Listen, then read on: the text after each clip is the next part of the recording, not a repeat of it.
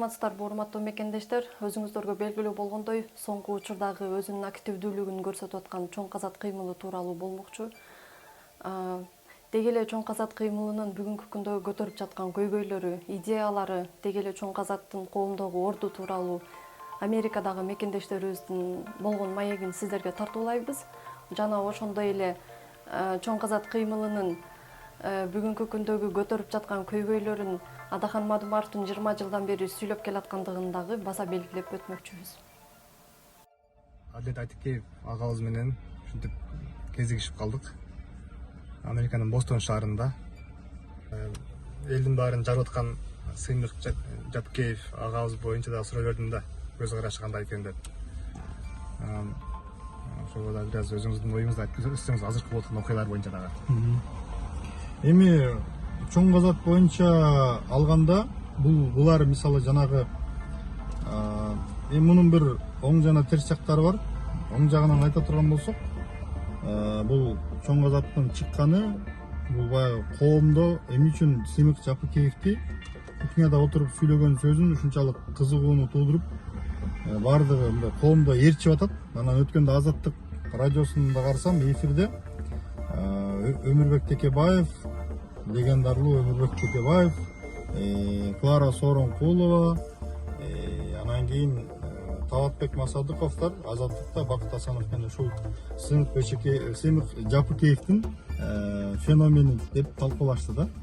Анан бул эмне себептен мынчалык кызыгууну туудуруп, мынчалык адамдардын мындай бир көңүлүн буруп атат? Анткени бул баягы коомдун көкүрөгүндө мындай карапайым элдин айрыкча анан бир бийликке болгон кыжырдануусун жана адилетсиз жол менен байыган олигархтарга, жарым уруу, жарым бандит, жарым олигархтарга карата мындай бизнесмен олигархтарга мындай так бизнесмен эмес. Мисалы Эмиль Металиевдей же Табыл Дегенбердиевдей же болбосо Өмүрбек Абдрахмановдой ал бизнесмендер, алар экономиканын негизги кыймылдаткыч күчү, аларга көз караш башкача, адал эмгек.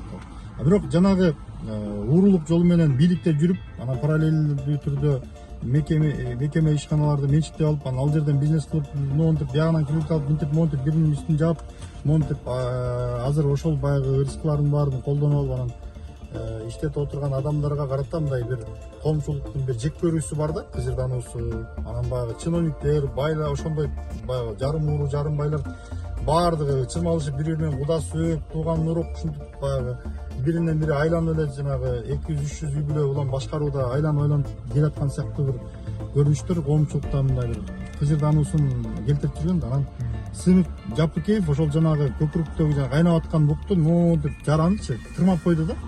Жараны тырмап койду, ал тим эле кан атып эле жанантип ийриңе атып эле жатып калды. Же болбосо бир алаң турган эмеге мындай май чачып койду да.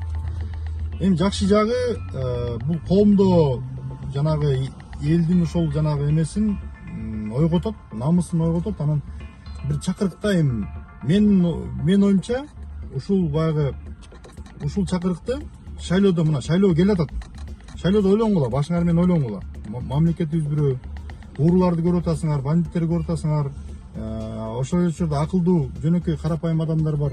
Аларды көрүп атасыңар. Анан кайсы адамды колдошту мындай жакшылап ойлонгула деген чакырык элди баягы селтеттирип, мындай бир бетине баягы муздак сууну чачып жибергөндөй адам кандай сергип калат го, ошол сыяктуу мындай бир ошентип бир бетине муздак суу чачкандай бир эме болсо, бир чакырык болсо, бир коомду бир селтеттире турган нерсе болсо, бул жакшы. Анан дагы бир терс жагы бар мунун.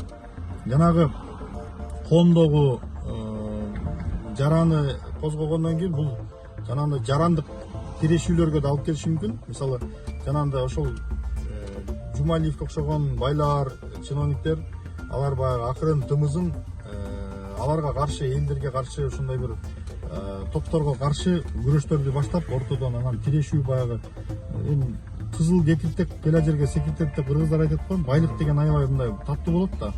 Урдалган мүлк болсо да аябай таттуу болот. Анан ошол мүлктөрүн коргош үчүн алар жанагындай бир эң акыркы чараларга барып, анан мунун этеги барып туруп жанагындай бир социалисттик кыймылдардын күчөшүнө, анан социалисттик бир революциялардын жанданышына алып келет. Тарыхта мындай учурлар көп.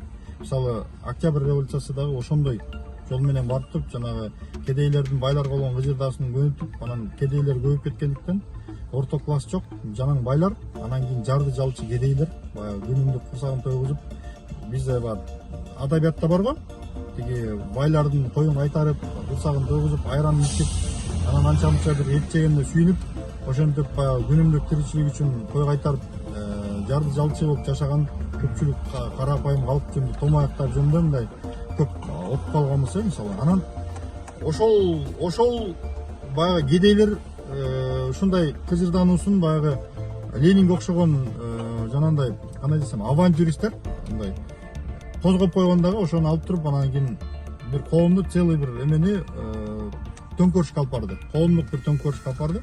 Анан ушунчалык бир камдуу укмуш окуялар, өзгөрүүлөр, жакшы жакка да жаман жакка дагы өзгөрүүлөр. Жакшы жагы кандай? Туташ адамдардын баягы билимге умтулуусу, адамдарды мажбурлап болсо да билим берүү. Бирок ошол учурда жанагындай бир деринде жок, же болбосо бир башкаруучулук ишиги жок, адамдардын баарын бийликке келиши, биздин акылдуу адамдардын баары жок болуп кетиши, ушул сыяктуу көрүнүштөр болгон. Ушул нерселер биздин тарых баягы кайталанат да, тарых фарс түрүндө кайталанат, өтө оор түрүндө кайталанат. Анан ошондой жанагындай бир жарандык кагылышууларга алып келбесе деген чочулоо бар мендечи. Ушул жагын этиятташ керек. Бирок эгерде азыр эми бизде мыйзам бар да, жанагы эме деген кылмыш, кыргызчасын кандай аталат билбейм, срок давности, кылмыштын баягы эскилиги боюнча бир эскирүү мөөнөтү деген эреже бар. 10 жылдан эски.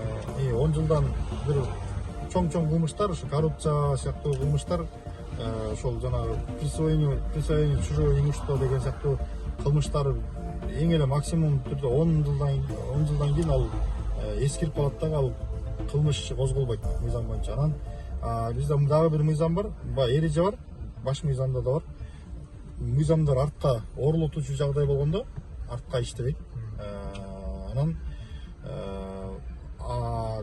бизде баягы 2014 болсо керек эле, жана эскирүү мөөнөтү боюнча мыйзамды алып ташташкан, бирок Жумалиевтерге баягы ал менчиктештирүүлөрдүн баары 90-жылдардан 2000-жылдарга чейин болгондуктан ал тиги өткөн мыйзамдар иштейт ал жактачы. Анан жаңы мыйзам аларга иштебей калат. Мисалы Жумалиев эң акыркы мүлкүн 2005 жылы менчиктештирген күндө деле андан бери 10 жыл өттү да, мисалычы 15 жыл өттү. Анан ушундай нюанстар бар, мыйзам жагынан мындай ыңгайсыздыктар бар. Анан бирок бир нерсе бар. Жанагы мыйзамсыз байуу, декларациясын жашырган, ошондой жактар менен балким кылмыш иштерин козгоп, жанагындай бир аракеттер болушу мүмкүн. Бирок негизги максат, бул негизги максат. Эми ал балким бирин экин жана Нариман Тилеевдин бир эки объектилерин кайтарышпады. Ушундай кайтаруулар немелер болушу мүмкүн. Бирок ал деле өтө деле мындай жакшы, этеги жакшы менен бүтпөйт, анткени жеке менчиктени мамлекеттештиргенде ар ким бар келип тууган тушкандарын киргизип, анан ишканаларды банкроттоштурат. Анан кийин ошондой көрүнүшкө алып келет этеги. Бирок муну жакшы жакка пайдаланыш керек. Эң жакшысы мындай коомдун аң сезимин көрсөтүп, кайсыл ошондой тиги тескери иш жасаган, ошондой мамлекеттин тамырына балта чапкан адамдар кайсы партияларга барса, ошол партияларды тандабагыла, булардан алыс болгула деген чакырыкты жасап, ошону ошол шайлоодо мындай түзүүчүлүккө, жаратмандыкка, жарандык активдүүлүктүн жогорулашына багыттасак, сонун болмок.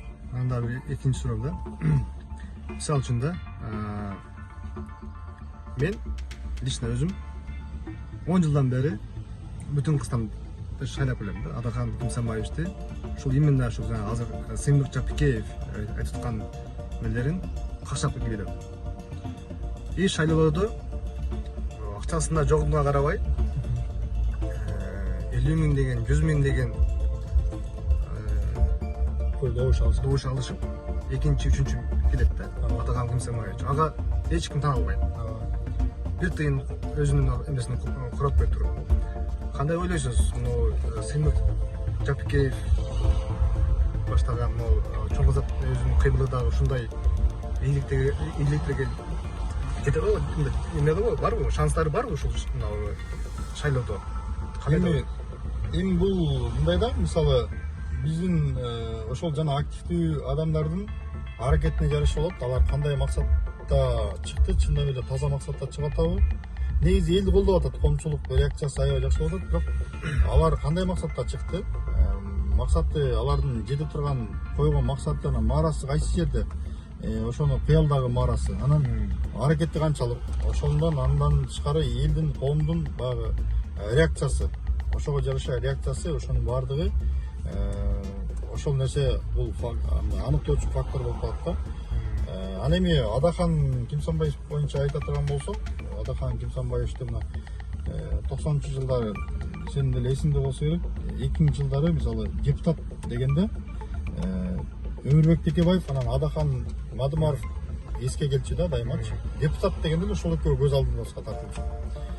Анткени катар-катарынан шайланган улам бир округтан, акчасы жок, бир тиын акчасы жок, ошол округтардан шайлап өздөрүнүн балким кээ бирлер ораторлугу мененби, кээ бирлер билими мененби, кээ бирлер убадасы мененби ошол шайланып келишчү.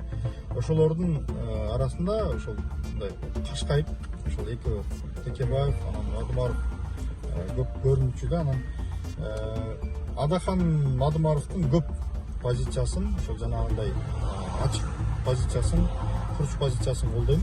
Албетте кээде популисттик эмелерде да ыктап калган жайлар бар. Эми ачыгын айтыш керек. Бирок негизинен ал кишинин жакшы ниети бар. Кыргызстан оңолсо, өзгөрсө, баягы ушундай бир жаман нерселердин баарын токтотуп, мындай бир коомду бир иреттештирип, бир жакшы жолго алып келсек деген. Анан чочулаганым, ал киши өтө жанагындай бир курч сталиндик диктатураны жактайт. А мен болсо либерал болгондуктан ошол жактан бир аз алыстайм. Бирок коомдо ошондой адамдар көз караштардын ар түрдүүлүгүнө карабай жана активдүүлүктө коом баардыгы бир болуп, жанагындай моундай бир өкүлас бийликтерге алардын түзгөн системасына сындырганга каршы туруш керек баардыгы. Ар түрдүү көз караштагы аксак токсогуду баардыгы коом жапырт талап кылыш керек ошо ачыктуулукту. Эми ал киши деле мисалы Адахан Мадымаров деле демократия болсун дейт мисалычы. Эми бул баягы техникалык маселе. Эң негизгиси баягы эл өзү көзөмөлдөгөн өкүлдөр аркылуу, өзүнүн адамдар аркылуу көзөмөлдөгөн бир жакшы система түзүлсө, ал система кандай система болбосун, ал өлкөнүн байгерчилигине, элдин келечегине иштесе деген эле жакшы максат. Урматтуу мекендештер, ушундай элге пайдалуу болгон видеолорду бөлүшүп, элдерге жеткирүү максатында биздин каналга катталып, лайк басып, комментарий калтырганды унутпаңыздар.